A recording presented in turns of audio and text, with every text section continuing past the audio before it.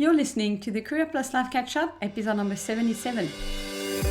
Welcome to the Career Plus Life Catch-Up, a show anchored in reality to help you create a balanced life where you enjoy both your work and your life, because you don't have to choose. I am your host, Cecile Ferry, a corporate executive turned coach and working mom. This is your place for insights, advice, and tools to optimize your career direction, balance, and confidence. I'm so glad you're here. Let's get into it.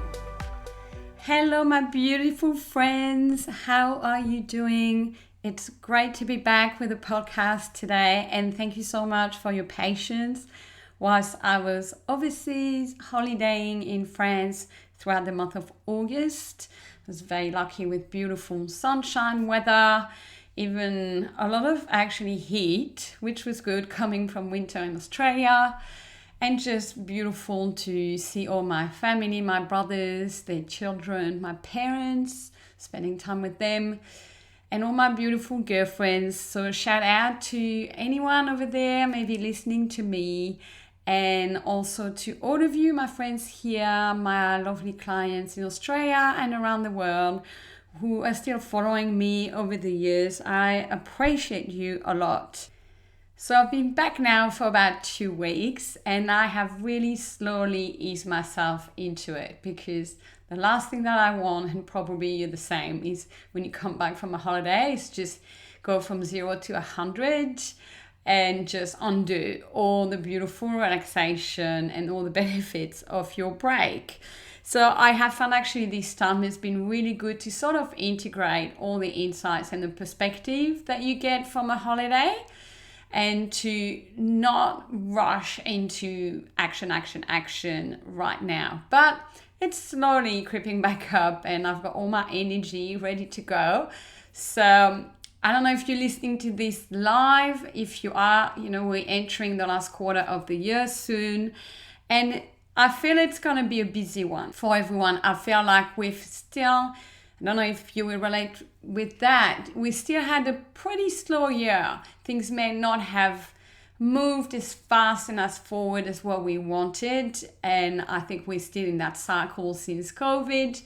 But I really believe late this year and next year, we are going to be in a different dynamic.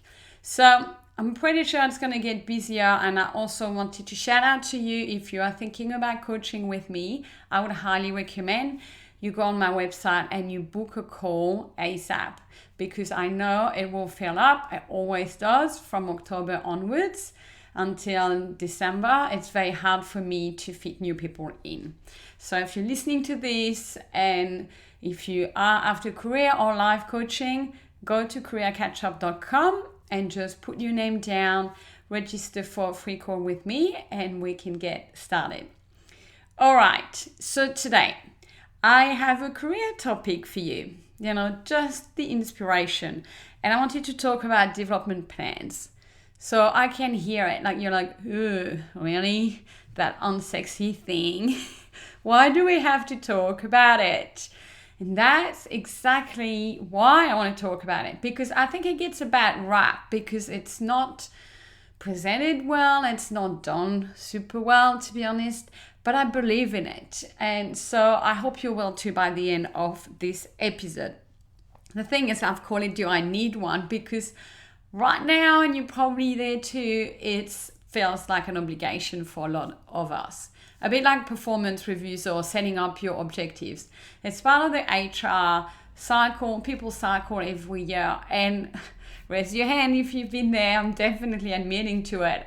It kind of feels like something you just hate having to do each year, but you have to do it, and you pretend that you're fine doing it, but you're really glad when it's over. And you don't really pay that much attention to it, right? So that was me before, but now that I'm a career coach, I have really understood the power of development plans. And that's what I want to share with you today. So the truth is, when they are done properly, development plans are essentials, and we all need one. You, me, everyone, and even if you are an entrepreneur, by the way.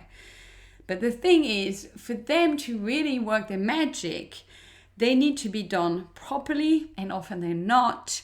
The context in which they are introduced and how they're elaborated, the method is really important too. And what happens with them is also a big part of the puzzle.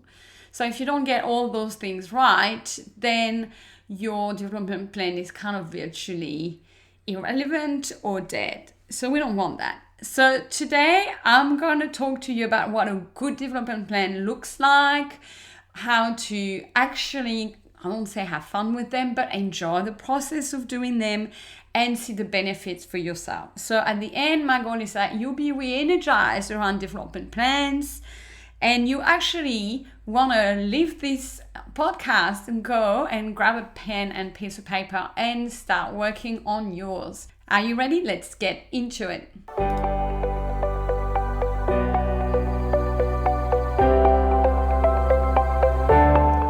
Okay, first things first, what is it? What are we even talking about?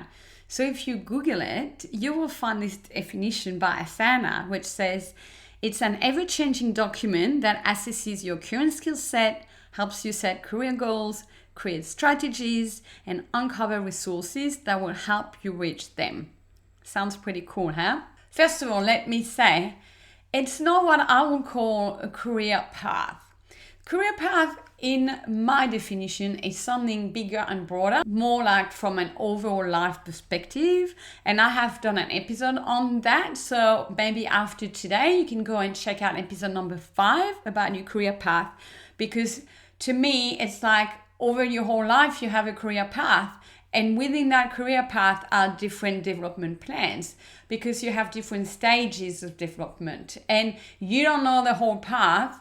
So you have to break it down into, a development plan of a year or two. To be honest, I think rarely do we know what we're ready for beyond that. So getting back to the path and that definition, it's actually from that definition, it sounds quite complex and quite elaborated. Because we're talking about, first of all, there's current stage, and then we're talking about the future. So there's from an A to B here. There's a bit of a transformation happening. We're talking goals, strategies, and resources. There is a lot of thinking there. Like if you do that in your job, it usually takes a lot of effort and a couple of tasks to get to that. So that's the first point. Like, I don't know why this is treated as like a 5-box exercise on an online form on a company intranet where you just have to fill a couple of boxes and you are done. And typically you might spend 20 minutes doing it. Like, that is not a proper development plan. And not all companies are equal with that and you can't do very much about it. But I have seen the full spectrum from those. Let's not even talk about those that don't even do one, which shows really don't care for employees and for their own talent pool.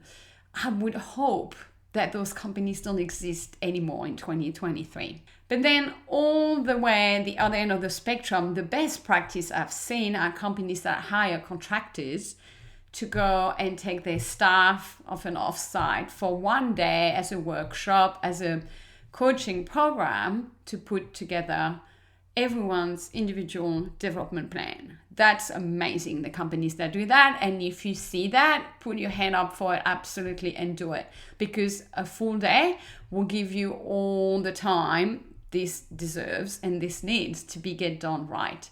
Alternatively, you can do it with a career coach. And I know a pretty good one, and she's right here. So there are ways to do it, and I'll get into the detail. But I want to say it has all those different elements in it. Now, whose responsibility is it?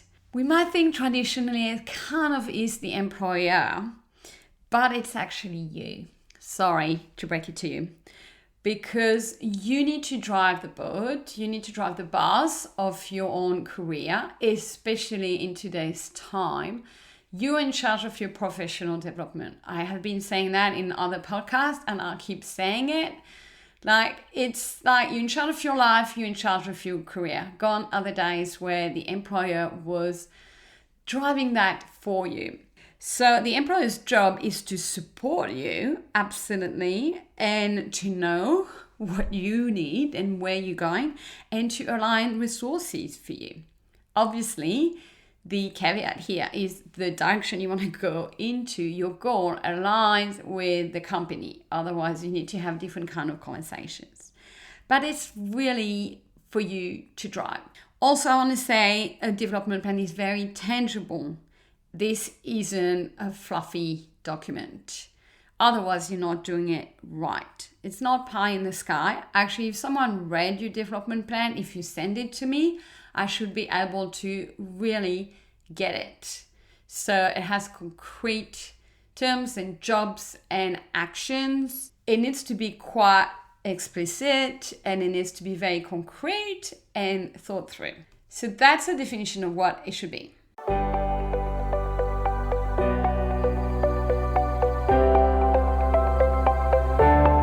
Now let's jump into the challenges with it, or the reasons why we don't particularly love them. Okay, so in no particular order, the fear of being honest with your employer, I think is a big one, and definitely one that I have experienced myself. So you're like, well, what I want for my career is probably not to be here, and I don't want them to know that, so I'm just going to fluff around and half do it. So that's one. Another one is simply the sheer lack of time and space to properly reflect on those questions, because we've got so much to do, so many deadlines, go, at work and outside, that this feels like a nice to do one day, but we actually never carve the time to do that. And I hear that from my coaching clients, because that's sometimes the number one reason why they hire me, because they want to give themselves the time to think about those questions. Because it's one thing to show up to a job every day, but when you're not happy in it or when it doesn't satisfy you, you've got that nudge and that little thing that's bugging you, and that stays there. And if you don't carve the time to actually address that question, and the development plan is part of it, then it never happens, and you just get stuck into that conveyor belt kind of life where nothing changes and you're still unhappy. So you need the time. Also, there is a fear, I believe, of committing to a career goal and be held accountable. So if you say in your development plan that you want to make senior manager within 2 years, you feel like you've kind of declared it and now you need to stick to it. Another challenge is, and I think it's the main one, it's we don't know how to build it and to write it up. And in that, I want to say it's not your fault, because you actually don't have the skills. And if no one is teaching you or coaching you through the process, how would you know? But after this episode, that won't be you. Also, another barrier that I see is we don't want to invest because we might be disillusioned as to what's possible. And I've massively been there, when you believe in your leadership team, in the company that you're in, if you've seen other people who should have been promoted that didn't, all of those examples and beliefs and stories sometimes can get in the way of you doing a proper development plan for yourself, believing that everything is possible and everything can happen for you professionally. So we're like, well, why even bother? It's that kind of skeptical/pessimistic mindset. So we just do it because we have to, but we don't actually put in the right effort or the right intention into it. And the last issue that I see with them is that development plan can get done and then they get parked. So they are not live at all in our lives. They're not visible. They're not front and center. And they just live somewhere in a virtual drawer, and then we might pull them back 6 to 12 months later.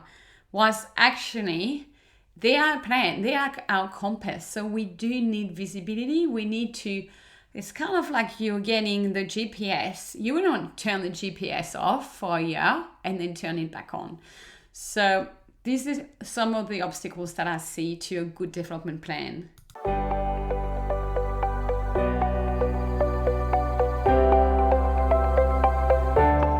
Okay, now I want to talk about why do they matter? So that's the part now I want you to start switching your thinking.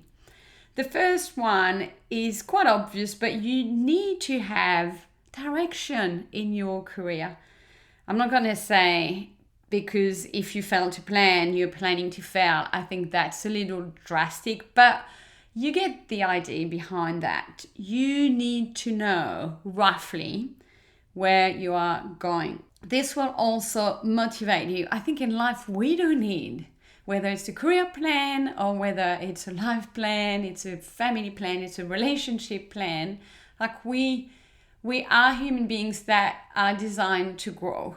We're not designed to just stay where we are. And I'm sure you've noticed that external circumstances can be pretty tough. That happens. So we can either spend our life just waiting for things to go up and down, just watching it, or we can have agency and decide also in the middle of all of that up and down going on, I also want to go from here to over there. And what would be cool for you to achieve in your career? So when you do that, it will massively motivate you, because it will motivate you in the day-to-day when sometimes you lose touch with the bigger vision, and it will give you meaning beyond the current task that you're doing that frankly can be sometimes quite grinding. And I think, again, I really want to reemphasize the idea of having an intention in your career. No one talks about that. Like, you want to get a new job, you get into the new job, the intention is kind of to settle and make probation, and then boom, what happens, right? So I don't think that's handled really well within the organizations, that intentional part. You're kind of left to your own device. So that's where a coach is really good for you. But you do need to have that kind of forward force where you know what's your N+1 and sometimes N+2. Otherwise, you can do it, but you're just going to live aimlessly or just on autopilot. And in my experience, that's not the most fulfilling. Another reason why it matters is that the development plan will really help you from a career point of view and with your employer. It will put you on the map for many things, including internal opportunities, but other things you can't even predict as you're doing it. So if your employer knows your intentions, your skills, your interests, we'll get to that. This is all, especially if they are good employers and they nurture their employers' talent, it's amazing data for them, and it will be fed into some systems, some processes, and even just some casual conversations.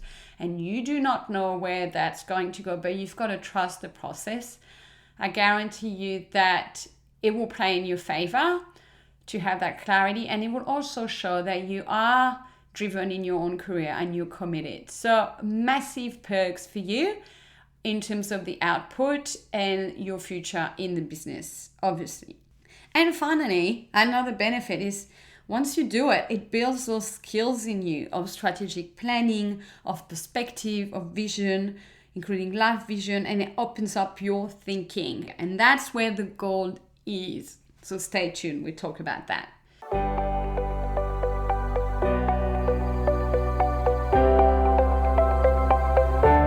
Okay, before I get into the how, just want to quickly touch on addressing some of those fears and some of those challenges around it so that you are all on board with me that this is okay to do and this is actually a really positive thing that you can do.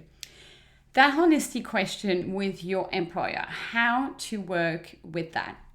Fair enough, you may be in a situation where your potential development plan includes you talking about a different organization or a different role they don't offer, that sort of thing. Fine, it happens. So in that case, I recommend that you have one development plan with them and one bigger development plan outside for yourself that you do not share with them.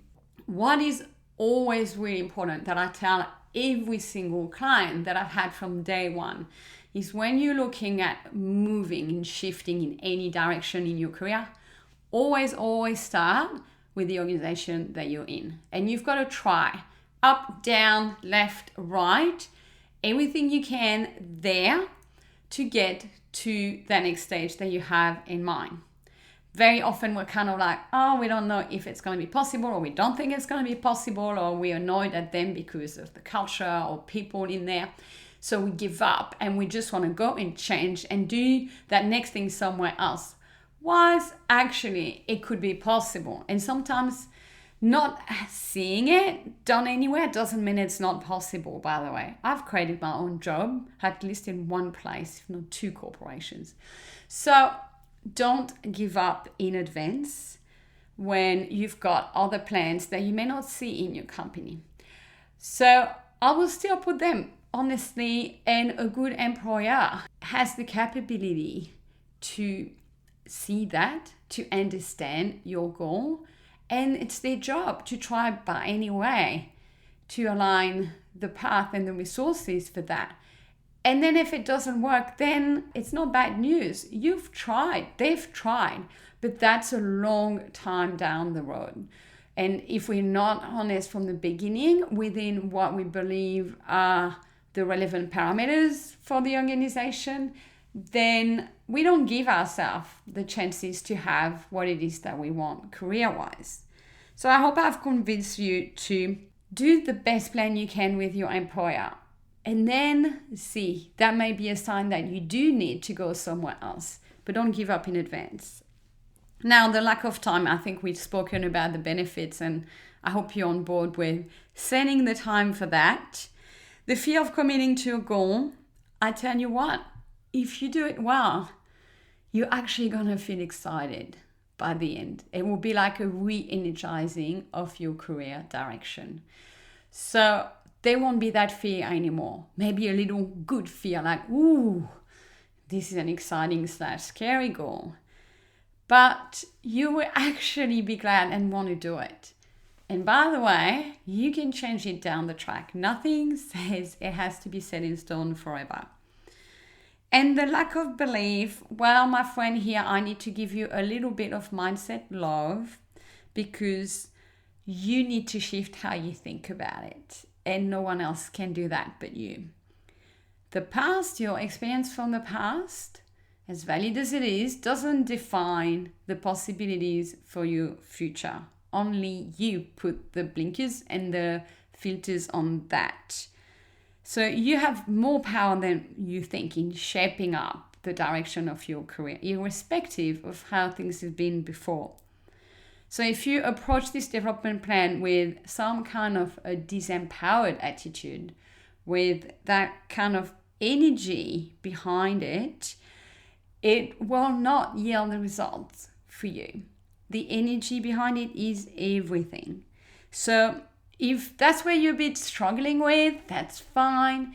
Just start telling yourself that you are opening to the idea of the development plan being a great asset for you.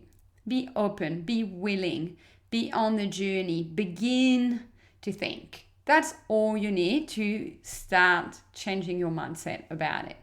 And tell yourself, what if actually this could turn out good? What if this could be the first time I actually get reignited in my career? So this is a really powerful mindset shift that needs to happen, and I can help you with that if you need.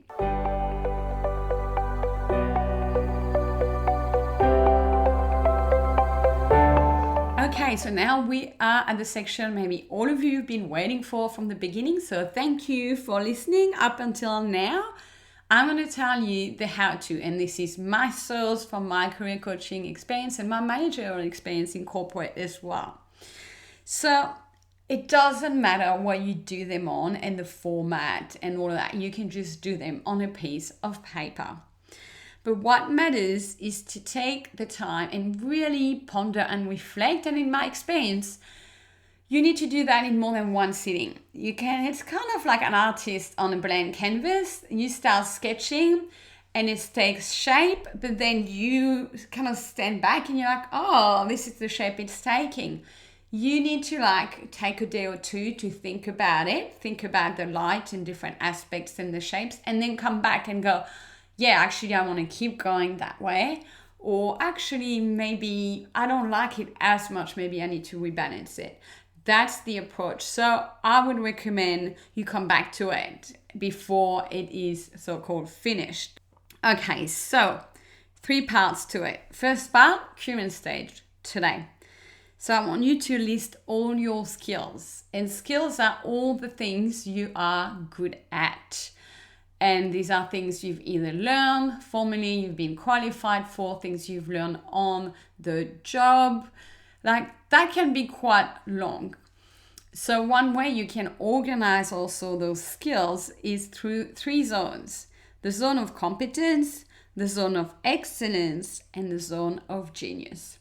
So I could spend a whole podcast talking about that. You can look it up online, but basically zone of competence are those kind of everyday tasks that don't take a lot of skills, but that you're competent in doing. I don't think they're that relevant for the development plan, but they will be part of all your skills, and it's good to have them there. The zone of excellence is more interesting. These are the things that you are actually great at, and the things that give you some motivation when you do them. You know, you kind of stand out. These are the things that you sell yourself on when you go to interviews. Okay, and these are all the visible things people know you're good at. Zone of genius is the top level, and that takes a long time to hone in because it's what makes you unique that nobody else does as well as you, and it's what comes the most naturally to you. Whilst things in the zone of excellence can be done very easily by other people, and also you might run out of steam one day about those things. Whilst when you operate in your zone of genius, never ever in your life do you get sick of it. So things for you to start thinking about, but if that sounds too hard, just focus on what you're really good at, and that is good enough. Second section is longer, but I want you to write a couple of questions, and they are about what, who, where, when, and what. Again, 2 whats. So the first one is, what interests you? What do you want to learn about? So we're talking professionally here, but you could think also in the context of your life, like if you do want to experience a different kind of model, like entrepreneurship or own the company or things like that also is part of it. What do you want to learn? What do you want to get experience in? You know, like what are those things that you want to geek out on? What are the things that grab you? What are the things when someone talks about you, you like, it could have been some presentations, some topics that you've been exposed to. And the sky is the limit there, as long as it's relevant to your company and industry. Put it all down. Second question, who interests you? That's a really important one. Who are the people in the organization? Who are the teams, the departments that you would like to work with, you want to know more about? Who are the leaders, both inside and outside the organization? It can be in the industry, it can be a thought leader relevant to your industry. So who are the people that you want to have on your radar, that you want to learn from, that you want to listen to? Where do you want to go is a big one in terms of function, team, places in the company, could be country. Like, think about that. And when do you want to go there? When will you be ready, you think, to go there? These are all very personal questions, and there's no right or wrong answer. And finally, what's the skyline view? What's the broad horizon? So beyond the where do you want to go, that's one. That's the N+1. Try to go to N+2. And that I always tell my clients, leave that kind of a broad sketch. It doesn't have to be fully defined, fully committed to. It can be, well, if all goes well, kind of, this is where I could potentially go to. That N+2 is just to have a skyline. It is not a goal. And finally, we get to resources. So what do you need from your manager? And you can be quite specific. What you need from your line manager versus what do you need from your leadership team. And it can be very different. Leadership team, it might be more about the environment and the culture and the support, whilst your line manager might be very actionable things. Also, what skills do you need to build? And be very specific and start researching how you can do that. Also, what changes to your work structure, to your work environment, or potentially your work model do you need? Does that mean you need to change location, you need to change your hours longer term, like what all the things you need to prepare yourself to get to that stage versus where you are now. So look at all the deltas, look at all the differences in structure, in management style, in size of team, in task involved, in rhythms of work, and just like be really clear with them on paper, because if you don't have a plan on how you're going to breach those things, they're not going to solve themselves automatically and kind of magically. So this is the really important, actionable part of the development plan. And usually it's the part that people are pretty good at in corporate, but you got to lay the right foundation in terms of where you're going first. And finally, whose help do you need? And they can be people inside the organization, mentors, sponsors, managers, support, but it can also be asking support from a coach. It can be an external training provider. Like, think really big picture. So this is how you build and you write your development plan. And see, it's very involved and it takes a couple of goes to cover all of that. So once you're done with that, at the end of that, the byproduct of it should be an action plan that needs to be drafted separately. And finally, you make it live. Like I said, otherwise it's dormant and it loses its power to infuse you with motivation and direction and intention. You can do like a vision board if you're a visual person and have it on your screen. You can make like a little bullet point summary on your desktop so you know the top 3 things you're aiming for. I would also recommend starting to create your LinkedIn profile according to it. So kind of not making massive changes because you haven't gone there, but tweaking your profile, knowing now your direction, and also curating the right content, joining the right group, the right conversation that are in line with where you want to go. And then finally, make it live by having live conversation with your manager about it. When you draft it, when they receive it, let them review it, and then you should have a talk about what did they think, what aspects surprised them, what would they suggest. All of that needs to happen, and then have regular check-ins throughout the year so that it's not just a one document that lives there. There's actual purpose behind it.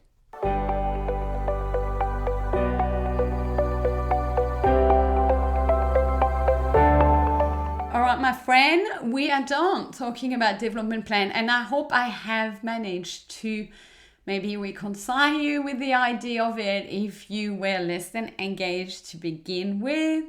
And I hope you can see that actually it does live often with the employer, but this is a personal thing for you. And that's why I said at the beginning, everybody should have one. And in a way, even if it leads nowhere, I want to say, but it will lead somewhere, because when we get clear and when we put it down into paper, things happen. That's true about everything.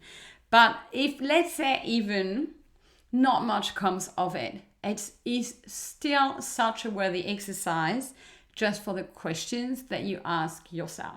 And trust me with that, because it's only when you do it that you will realize what I'm talking about. Because those questions are powerful. And when you can feel that you're taking ownership of where you are in your career and where you want to go, that feels amazing, my friend. And of course, if you find that it is challenging on your own, you're not getting the answers, you're getting blocked, don't sweat it, reach out and I can help you. All right, my friend, I want to thank you for being here.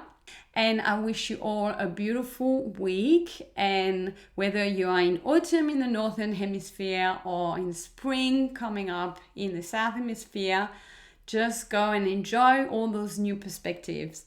Take care, everyone. I'll speak with you soon. Bye. Thank you for listening. If you enjoyed this episode and would like to find out more information, you can visit my website at careercatchup.com. There you will find blog articles, free resources, a self-study course for your career direction, and ways to work with me. It's at careercatchup.com. I hope to continue to connect with you and support you. Talk to you soon.